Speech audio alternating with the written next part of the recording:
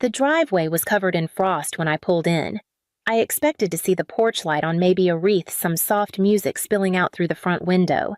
Instead, the house looked abandoned. No lights, no warmth, just the echo of silence pressing against the glass. I sat in the car for a few seconds, staring at the dark windows, thinking maybe I got the wrong date. But no December 24th. Christmas Eve. I was supposed to be home.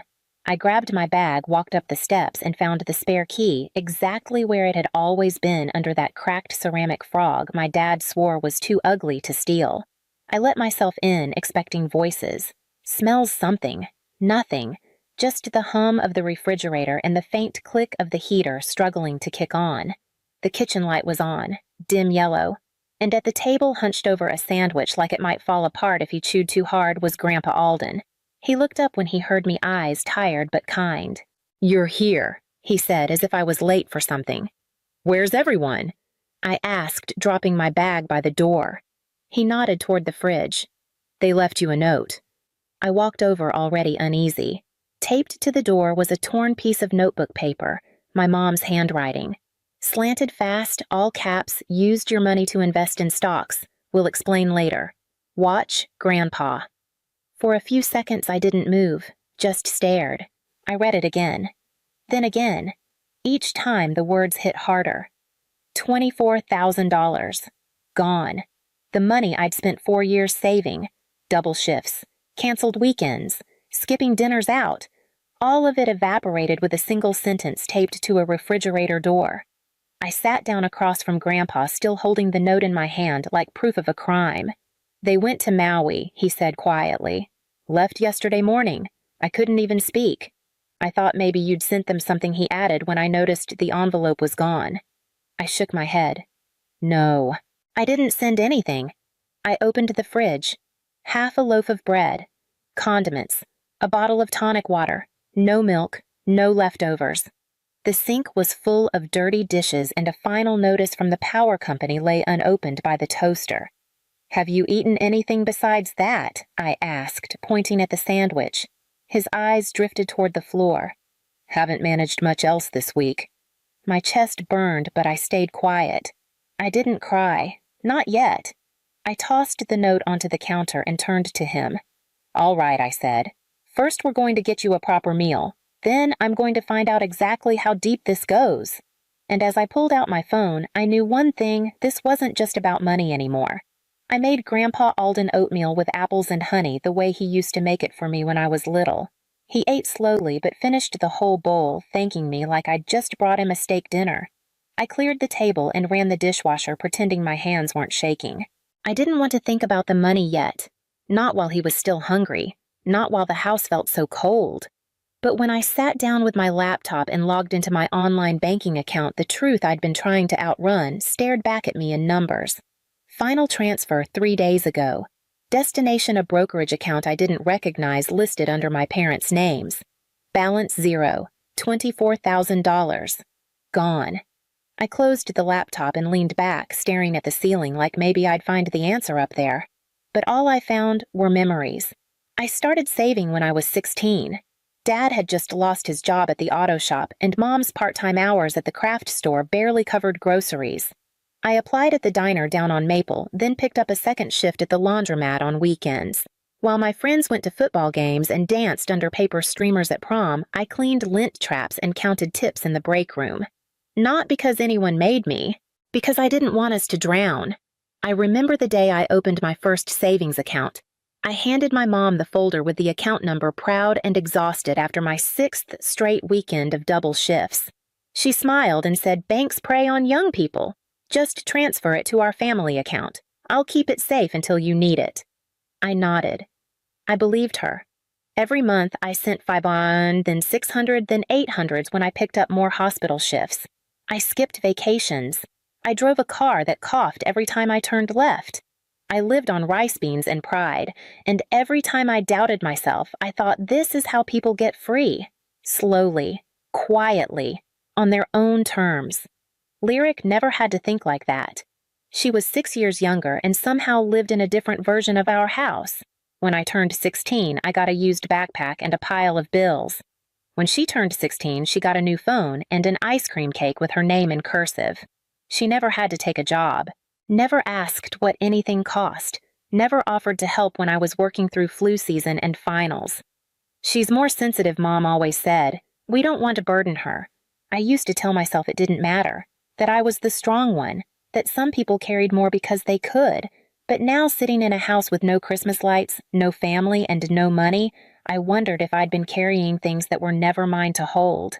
I looked across the room at Grandpa asleep in his chair, and then at the envelope I'd taped shut with our bank statements inside. I opened my laptop again, not to check the damage, but to start tracking it. Every withdrawal, every date, every lie. Because if they thought they could take everything and still call it love, they were about to learn how much I had left. I woke up to the sound of Grandpa coughing in the next room. It was raw and shallow, like his lungs were trying to clear dust. I wrapped myself in a blanket and padded into the hallway. He was already in the kitchen by the time I got there, leaning heavily on the counter as he filled a glass of water. His hands trembled so badly the glass nearly slipped. I took it from him gently, helped him to the table, and tried to keep my face neutral. "Did you take your morning meds?" I asked. He looked at me like I'd reminded him of something he was trying not to think about. "I ran out 2 days ago," he admitted. I asked Lyric to pick them up, but she said she was busy. I opened the kitchen cabinet where we always kept his pill organizer. Empty. I checked the drawers. Nothing. The refill notice from the pharmacy sat unopened under a stack of grocery store flyers. His name printed neatly on the label, the pickup date circled in pink highlighter. 5 days ago. My stomach tightened. While Grandpa sipped his water, I walked through the house making mental notes. The sink was full of dishes crusted in dried food. The refrigerator had 2 expired yogurts, a jar of pickles, and 3 containers of takeout, all weeks old. The bread on the counter had a patch of mold, and the fruit bowl held a single shriveled orange. I found unopened utility bills stacked by the front door. One envelope was red and stamped, "Final Notice." Lyric had been here. Her jacket was still on the coat rack, her makeup bag on the bathroom counter. But care. That was absent. I checked the guest room where she sometimes stayed when she watched Grandpa. The bed was made, but there were snack wrappers on the floor and an empty wine bottle under the nightstand. I sat back down with Grandpa, opened my laptop again, and clicked through the last 6 months of bank activity. The pattern was subtle, always just a few $100s, sometimes less. Grocery trips that never resulted in groceries. Family emergencies labeled on the transfer notes. Then, more recently, larger withdrawals. One marked investment opportunity. Another for flight confirmation. I didn't recognize half of it, but the dates lined up too perfectly. They'd been taking the money slowly at first, then faster, then all at once. "I'm sorry," Mira, Grandpa said quietly. "I should have said something, but I didn't know how." I turned to him. "You knew they were taking your money." His eyes filled. "Not at first. Last year when the kitchen remodel started, they told me it was just a loan, said they'd pay me back monthly. But there was always some reason. Connor's tuition, Lyric's car. And after a while, I stopped asking. I felt the ache settle behind my ribs, sharp and familiar. They hadn't just betrayed me. They'd used him too. Soft hands. Old trust. I reached across the table and took his hand in mine. "Then we stop asking," I said, "and we start protecting what's left." He nodded once, slow and deliberate, as I opened the manila envelope and laid out the first page of records on the kitchen table. I didn't call them. Not when I saw the brokerage transfer. Not when I realized Grandpa's prescriptions were 5 days overdue. Not when I found the overdraft notice tucked beneath a Red Lobster coupon on the counter. There wasn't a point. They knew exactly what they did. They were counting on me to accept it, to sigh and clean up the mess like I always had. Instead, I opened a new folder on my desktop and named it Damage Control. Every receipt, bank transaction, and transfer got logged. I took photos of the fridge, the moldy bread, the final notices. I scanned Grandpa's pharmacy alerts, utility bills, and the prescription pickup slip still attached to the bag Lyric had never opened. I pulled screenshots of text messages from my mom, phrases like, "We're all in this together," and "You're so responsible, it's inspiring," and added them to the pile. When I was done, I emailed Rachel. She replied within an hour. She always had a sixth sense for when I wasn't okay. Back in college, she was the only one who noticed when I dropped 10 pounds during finals or when I quietly skipped dinner 3 nights in a row. Now she was a corporate attorney in Seattle, but she still answered my messages like we were roommates in our tiny off-campus apartment eating microwave burritos and dissecting legal dramas. I told her everything. She didn't waste time with sympathy. You need to get power of attorney for your grandfather, immediately. She sent me the forms. I printed them at the library down the street and brought them home in a plastic sleeve. Grandpa read every line carefully. He didn't ask questions. He just looked at me, nodded once, and signed. I should have done this a year ago, he said, pressing his palm over mine. We got it notarized at the pharmacy that afternoon. I asked the tech if they had the rest of Grandpa's medications ready. They didn't. Insurance hadn't cleared the refill. Apparently, someone had tried to pick them up with the wrong ID. I didn't ask who. That night, after Grandpa went to bed, I sat at the kitchen table and wrote a list. 1. Cancel joint access. 2. Open new accounts. 3. Document every loss. 4. Cut communication at least until we had leverage. When I opened Instagram, they were tagged in a photo. My mom in a floral wrap dress, cocktail in hand. Dad with sunglasses and a hotel towel around his neck. Sunset cruise with my love. Had deserved hatch paradise time. The comment section was full of hearts and envy. People saying how cute they were, how happy they looked. I didn't comment. I didn't message. I just took a screenshot and filed it under vacation funded by theft. By the next morning, I had closed the account that once held my student loan savings. I rerouted Grandpa's Social Security checks to a new bank. I locked the mailbox and set a password on every utility and medical portal. When the pharmacist called again, I confirmed my identity and told them to reject anyone else trying to access Grandpa's file. I didn't scream. I didn't send dramatic texts. I just made it impossible for them to touch anything else. When I hung up the phone, I poured myself a glass of water, looked at the neat stack of folders on the table, and felt something I hadn't felt in days. Control. And I knew when they finally came back, they wouldn't be walking into the same house they left. 3 days later, my father's name lit up on my phone. I let it ring until it stopped. He called again and again. I finally answered on the 4th attempt. Not because I wanted to hear what he had to say, but because I wanted to know how desperate he sounded. "Mira," he said, breathless. "Thank God. We need to talk." I didn't reply. I just waited. There was static on the other end, then a sharp exhale. The market dropped. We didn't see it coming. Look, it's complicated. We just need to get through this week. We'll fix everything, I promise." Silence stretched between us. I could hear waves crashing faintly in the background, or maybe a fountain. I imagined him calling from a hotel balcony in Maui, still in swim trunks, sunburned and stunned. We lost almost everything he said. The fund, it's wiped out. I looked down at Grandpa's bank folder on the kitchen table. I'd just finished sorting every document into labeled sleeves, medical housing, legal savings. All sealed, all protected. I need to borrow just enough to stabilize things, he added. We'll pay you back, of course. It's just temporary. I didn't speak.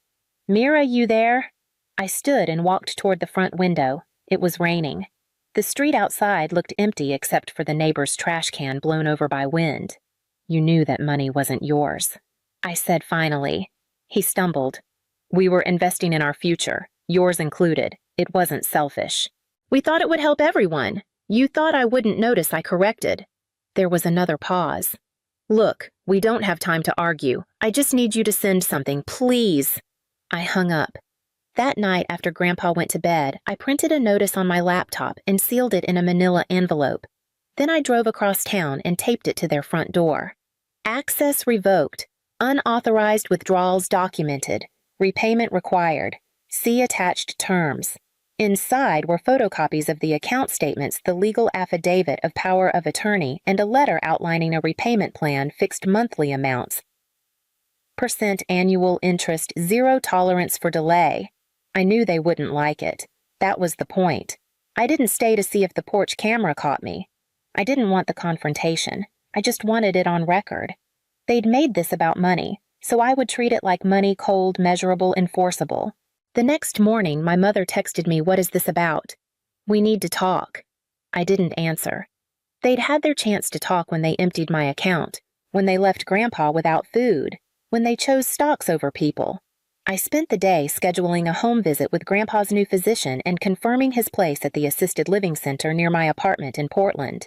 We'd done the virtual tour together on my phone, and he'd quietly said, "Looks peaceful," before folding his hands and nodding once. That night, I sat with him in the living room while he told me about how he met Grandma at a diner after her nursing shift. He said she never raised her voice, but she never backed down either. "You remind me of her," he said, his voice raspier than usual. I smiled, but I didn't say anything. I was too focused on what came next, because they were coming home in 2 days. And for the first time in my life, I wasn't afraid of what would happen when they walked through the door. They showed up 2 hours earlier than expected. My dad's truck pulled into the driveway first, followed by Mom's car. No suitcases, no Lees, no smiles. Just tension radiating off them like heat. I opened the door before they could knock. My mother pushed past me without a word. My father followed, jaw set. "What the hell is this?" he asked, holding the envelope I'd left on their door like it was toxic. Mom threw her purse onto the couch. "You humiliated us. Our neighbors saw that. You couldn't just wait until we got back." "I waited years," I said quietly. "Don't get self-righteous," Dad snapped. "We were trying to help you. That money wasn't stolen, it was redirected." "You'll get it back." "No," I said. "I won't. And even if I did, that's not the point." Grandpa shuffled in from the hallway, leaning on his cane. He didn't say anything at first. Just stood there watching us like a judge waiting for the noise to settle. "You're being manipulated," Mom said to him. "She's filling your head with, 'You already took everything Grandpa said,' cutting her off." His voice was soft but steady. "She's just giving it definition." The room went silent. Mom blinked like she hadn't heard him right. "We did what we had to do for the family. We were under pressure." "You were reckless," I said. "And you made it everyone else's problem." Mom's voice cracked. "How can you be so cold after everything we've done for you?" I looked at her, really looked at her, and realized she still believed that enabling, manipulating, and emptying our accounts was love. "This isn't revenge," I said. "It's responsibility, the kind you never taught us." Dad opened his mouth to argue again, but Grandpa raised a hand. "That's enough," he said. No one spoke after that. They stood in our living room like guests in a stranger's house. And for the first time, it actually felt like mine. I looked at Grandpa, then at the stack of documents on the table beside me. We were ready. Grandpa moved into his new place 2 weeks later. The staff at Oak Haven already knew his name when we walked in. His room had sunlight, a recliner by the window, and enough space for his crossword collection and the photo of Grandma he still kept by his bed. I visited every other day, sometimes with groceries, sometimes just to sit and listen. He said he didn't miss the house, only the quiet parts of it. My parents didn't call. Lyric never reached out. I heard the house went on the market a month later. "Great Bones needs updates," the listing said. I didn't disagree. I started rebuilding my savings. Small transfers this time to an account only I could touch. Some nights I worked extra shifts. Others I sat on my apartment floor surrounded by papers planning a life I finally owned. On my way to work one morning I passed the old house. A for sale sign leaned crooked in the yard. The windows were empty. The porch was still cracked where Dad always said he'd fix it. I didn't slow down, but I smiled. Some houses aren't homes, and some families only teach you what not to become.